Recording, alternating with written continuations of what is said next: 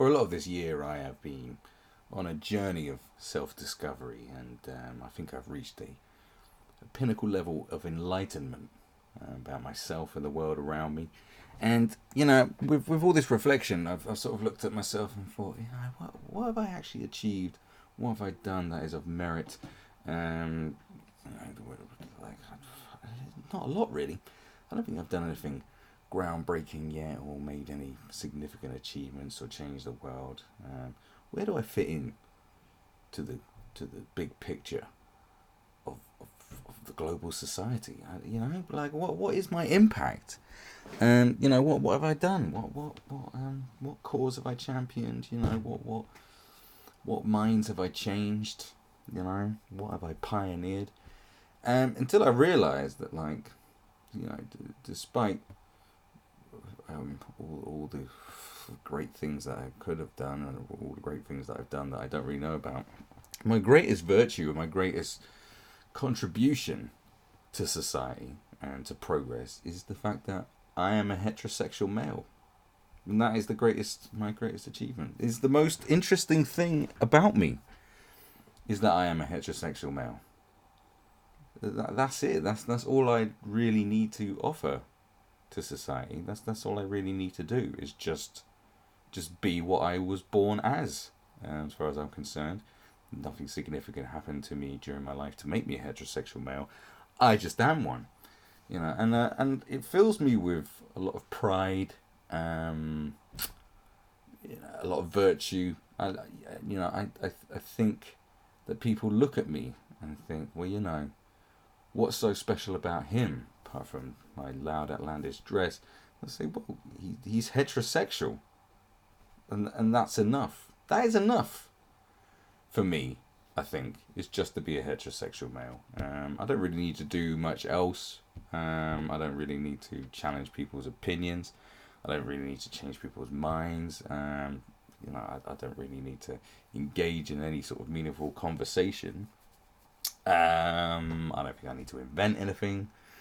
I don't think I need to be the best at anything I do because of my heterosexuality. I just don't feel there's any need to try and excel at anything or be groundbreaking, because I think I've got everything that is required. Like, I think when I make a statement about something, it's very valid because of my heterosexuality. I think people just go, well, that's a fair point. What you have just said is what most people would say anyway. There's nothing particularly new or exciting about what you said, but being a heterosexual male, it makes it very interesting. So thank you for your contribution. In fact, your contribution is more valid than anyone else's, and that does it for me. That's sort of confirmed everything that I always believed, that I am special, I am unique, I am worthy of lots of attention because of what I like to stick my penis into. I'm a proper heterosexual as well. I mean, I love women so much that I would gangbang a platoon of 18-year-old army recruits, males that is, in order just to sniff Charlotte Church's knickers. That's literally how heterosexual I am. I would take it up the ass for the opportunity to even sniff some pussy. That's how seriously I take my heterosexuality. I drink red wine. I don't care. That is me. I'm a proper man's man. I'm a man's man. I do many manly things on a regular basis. Like, I mainline gravy. I punch myself for even suspecting myself as being gay. I do all these things. All the heterosexual tropes. I've got all of them. I do it all. I'm fully on board with being heterosexual. It is a wonderful thing. I just forgot that, like, I don't need to do anything because I am hetero, and I'm mad hetero, like. And the best thing about being a heterosexual male is that you love women more than anyone else does. You love women more than women do. More than lesbians. Lesbians love women, but they also are women, so therefore they're quite hateful towards women. Whereas a heterosexual male loves women And, homosexuals could never love women as much as heterosexuals. It's just, like, except in a platonic way. I'm sure they love their mothers just as much as we do. But they don't, they wouldn't go to the lengths that a heterosexual male would do for a woman. Like, you'd never get a homosexual cuck or of any sort of description, because they just don't love women as much as we do. So they wouldn't, they wouldn't put themselves in such ridiculous situations as we would for our love of women. They wouldn't embarrass themselves. A homosexual is not going to embarrass himself as much as a heterosexual will for a woman. Do you know what I'm saying? Like, they ain't going to kill for you. They're not going to go punch someone just because you talk to them. Like, they're not going to do that for you. They're not your allies. We're your allies, the heterosexual males. Did you not realise? Like, the ridiculous things the amount of money we're going to spunk on you is what we do. This is part of the mantra of being a heterosexual. We'll spend shitloads of money on you, ridiculous amounts of money. We'll bankrupt ourselves, and then possibly commit suicide because we're bankrupt because of the amount of money we spunked on you. That is how much we adore you, womankind. This is how much we love you. And I think looking at certain aspects of, like, popular culture, because popular culture is really important in every aspect of life, isn't it? Pop culture is way more important than reality. And I was thinking, what could be done for the heterosexual community to give us more representation, really. And a big fan of The Wire. The Wire is one of the greatest TV shows ever made. Without a doubt, and I say that it's probably the only serious thing I'm saying right now. And one of my favourite characters in The Wire is Omar Little, the stick-up man. And the fact that Omar was a homosexual was kind of immaterial to Omar's character. It didn't really matter. It didn't make any difference. But I think if they remade The Wire and made Omar a heterosexual male, it would just give him just that little bit more substance. I think it would just give him more substance as a character if he liked to kiss women instead of boys. I just think it would. I think it would enrich the character, because we haven't seen that before. A heterosexual stick-up man, it'd be unusual. Homosexual gangsters. Have you ever heard of? Have you ever heard of such things? Never. And Doctor Who, they missed a trick there. They made Doctor Who a woman. I thought that was a very stupid idea, and also didn't really reflect the modern progressive times at all, because clearly Doctor Who was a homosexual. Now, I'd never seen Doctor Who kiss a boy, but then I'd never seen him kiss a woman either. So, as far as I'm concerned, he probably was gay.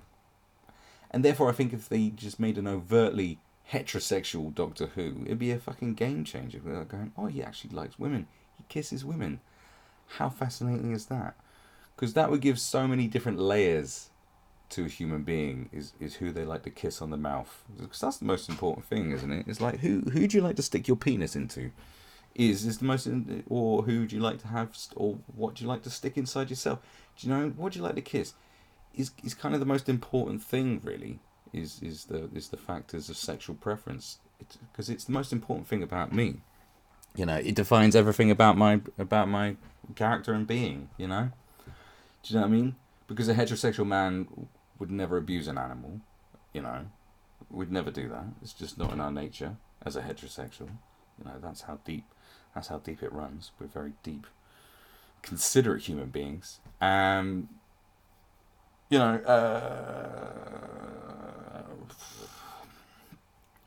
not prison rapists. All male, we don't rape other men in jail. It's something heterosexual men don't do. Despite what you've heard, we would never do that. We would never do that. So that's one thing. We wouldn't be Catholic priests and do what they do, because that's not a heterosexual male kind of thing to do. It's just not in our nature. You'd never catch us doing it. We just wouldn't do it, and it's very important.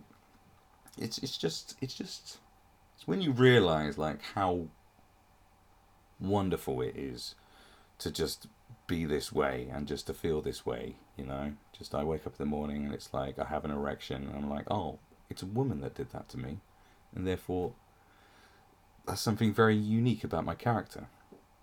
My character is flawless, and heterosexual representation needs more, because we've had a lot of of course we've had lots of heterosexual representation, but it hasn't been really the right kind of representation. You know, it's not the representation that I like. You know, I don't see myself as you know, like John Rambo or the Terminator. You know, Superman, Batman, because they're all fucking weirdos at the end of the day, isn't it? And heterosexual men aren't weirdos.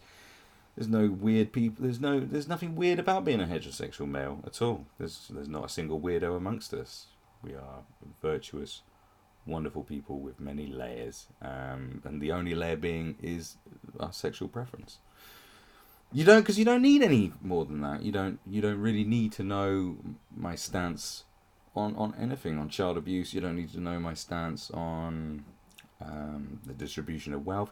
You don't really need to know, you know, if I saw an old lady fallen over in the street, you know, with the mark of a boot on her face because someone stamped on her face, you don't really need to know how I'd react to that.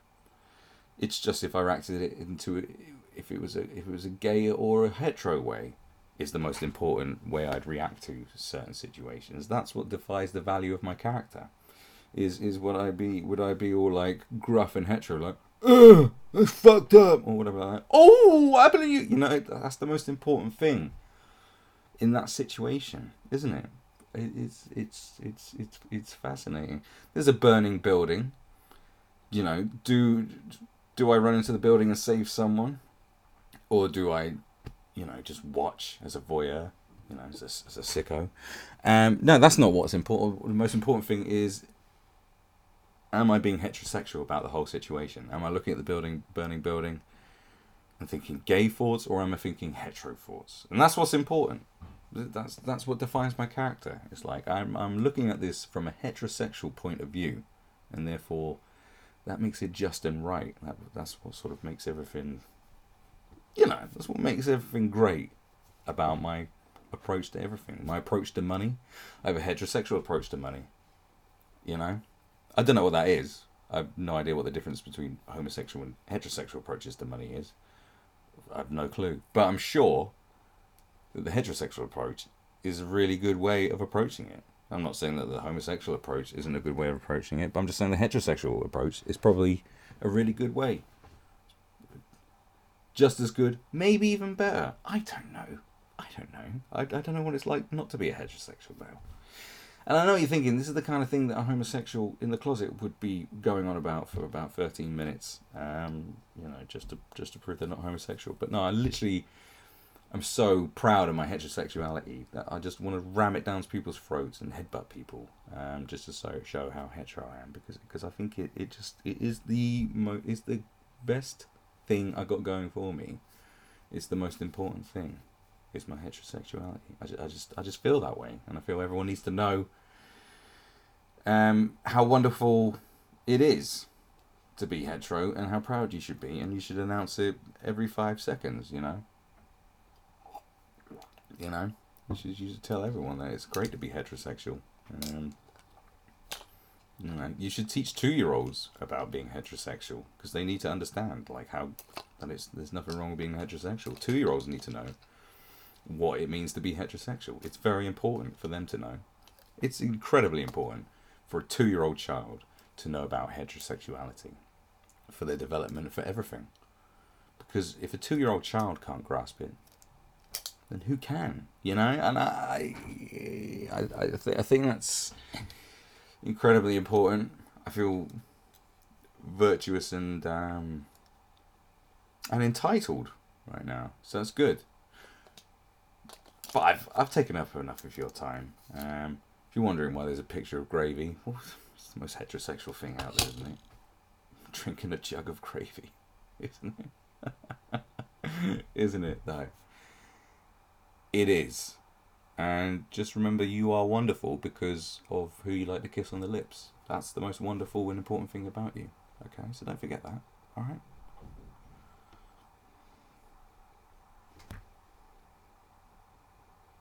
You can go.